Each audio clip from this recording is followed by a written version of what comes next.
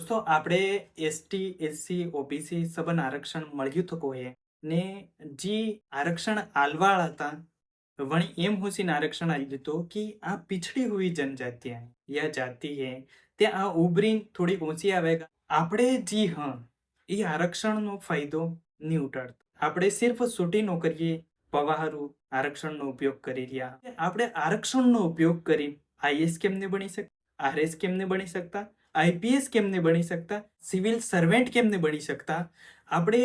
जज કેમ ने बनी सकता हम क्या आरक्षण का गलत फायदा उठा या फिर क्या आरक्षण ने हमारी सोच को विकलांग कर दिया है क्या आरक्षण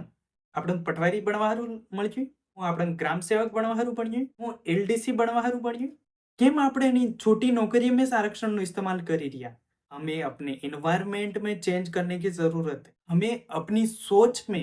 बदलाव लाने की जरूरत है अगर हम आरक्षण का सही फायदा उठाने लग जाए जिन लोगों ने संघर्ष किया है अपने लिए उनका सपना साकार हो पाएगा सोच बड़ी रखो मतलब मोटो होशो